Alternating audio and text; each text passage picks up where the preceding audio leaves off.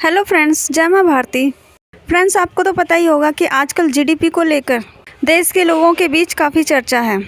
तो ये वीडियो है उसी के बारे में कि जीडीपी में इतनी गिरावट का आम आदमी के जीवन पर क्या असर पड़ेगा। अगर आम आदमी के जीवन स्तर में भी गिरावट आई है तो वो इससे कब तक उभरेगा। इस चालू वित्त वर्ष 2020 से 21 की पहली तिमाही में देश की जीडीपी में 23.9 यानी 23.9% की गिरावट हुई है। कोरोना वायरस की वजह से इस पहली तिमाही में लॉकडाउन हुआ, जिसका असर देश की जीडीपी पर हुआ है। कोई इस गिरावट के लिए सरकार को दोषी ठहरा रहा है तो कोई कोरोना की वजह से, लेकिन यहाँ पूरी दुनिया की अर्थव्यवस्था डगमगा रही है, तो भारत इससे अछूता कैसे रह सकता है। तो फ्रेंड्स, आगे बढ़ने से पहले जीडीपी को जान लेते हैं कि है क्या जीडीपी, इसका मतलब क्या है। जीडीपी यानी सकल घरेलू उत्पाद। इसका मतलब है देश के अंदर एक तय सीमा में तैयार किया गया सामान या सेवाएं यानी गुड्स और सर्विसेज की कुल वैल्यू। अगर पहली तिमाही की बात करें तो अप्रैल से लेकर जून तक के बीच में देश के अंदर तैयार किया गया सामान या दी गई सेवाएं यानी सर्विसेज। जीडीपी में वो हर सामान या सेवा जुड़ी है जिसके इस्तेमाल के लिए हम पैसे देते हैं। कितना अनाज पैदा हुआ, सब्जी वाले ने कितनी सब्जी बेची, बिल्डर ने कितने मकान बेचे, रिक्शा वाले ने कितनी सवारी ली। हर एक व्यक्ति, हर एक कंपनी का जीडीपी की गुल्लक में योगदान होता है। जीडीपी देश की आर्थिक सेहत को बताता है। अगर प्रोडक्ट बन रहा है तो उसकी वैल्यू जीडीपी की गुल्लक में जुड़ेगी। खरीदारी कम होगी तो पुराना सामान पड़ा रहेगा, कुछ नया नहीं बनेगा और गुल्लक में कुछ नया नहीं जुड़ेगा। ऐसे में जीडीपी का स्तर घटेगा। इसे आप ऐसे भी समझ सकते हैं कि अगर 10 रुपये के 3 सामान बने हैं तो जीडीपी हुई 30 रुपये, लेकिन अगर 10 रुपये के 2 ही प्रोडक्ट बने हैं तो जीडीपी हुई 20 रुपये। इसका मतलब जीडीपी गिरी। यानी अगर बिक्री बढ़ेगी तो आप और सामान बनाएंगे और अगर बिक्री नहीं होगी तो सामान बनाकर क्या होगा। ऐसे में जीडीपी की गुल्लक में कुछ नहीं जुड़ेगा। ऐसे में गौर करने लायक बात यह है कि जीडीपी में वही सेवा या सामान शामिल होता है जो देश के अंदर बना हो। मतलब अगर कोई इंडियन कंपनी अमेरिका में कोई प्रोडक्ट बनाती है तो वह भारत की जीडीपी में शामिल नहीं होगा। लेकिन अगर अमेरिकी मोबाइल कंपनी भारत में कुछ बनाती है तो उसकी वैल्यू भारत की जीडीपी में शामिल होगी।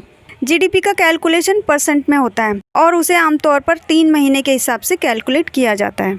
भारत में एग्रीकल्चर, इंडस्ट्री और सर्विस ये 3 क्षेत्र हैं जिनमें प्रोडक्शन के बढ़ने या घटने के औसत के आधार पर जीडीपी तय होती है। अब दोस्तों, सवाल ये भी है कि भारत जैसे देश में किस क्षेत्र में कितना उत्पादन हुआ, उसका डेटा कैसे इकट्ठा होगा। तो ये काम करता है सीएसओ यानी सेंट्रल स्टैटिस्टिकल ऑफिस। ये ऑफिस अलग अलग सेंट्रल और स्टेट एजेंसीज के साथ काम करके आंकड़े जुटाता है।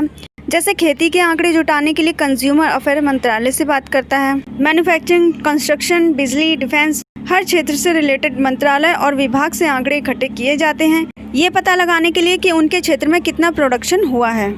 इन आंकड़ों को जमा करके जीडीपी कैलकुलेट होती है। जीडीपी बताता है कि देश का इंजन किस रफ्तार से चल रहा है। ये इंजन लोगों से चलता है और इसका गिरता स्तर रोजगार में कमी, बढ़ती महंगाई, उत्पादन में कमी के तौर पर देखा जाता है। और अब कोरोना वायरस ने इस करेले को और भी नीम चढ़ा कर दिया है। तो दोस्तों, ये तो हमने जान ही लिया कि जीडीपी क्या है और जीडीपी के बढ़ने या घटने में हर देश के व्यक्ति का योगदान होता है।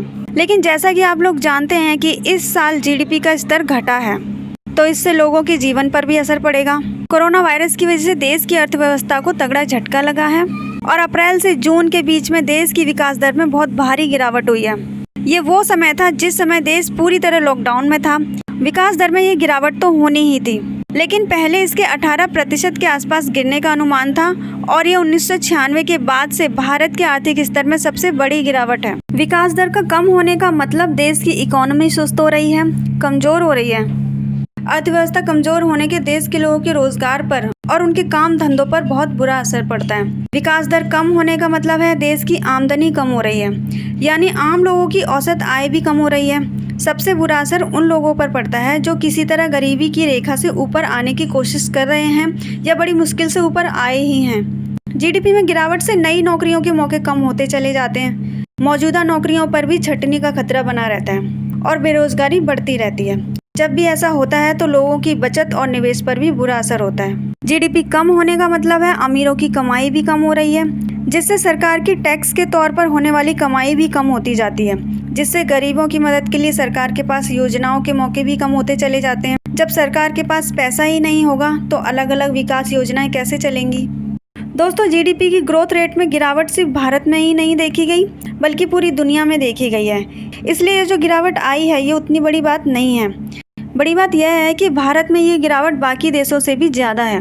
दुनिया के 7 बड़े देश यानी G7 की देशों की जीडीपी में भी गिरावट आई है, क्योंकि ये सभी देश अप्रैल से जून तक लॉकडाउन में थे और इस दौरान चीन ही अकेला एक ऐसा अपवाद है जिसकी इकोनॉमी लॉकडाउन के दौरान भी विकास कर रही थी।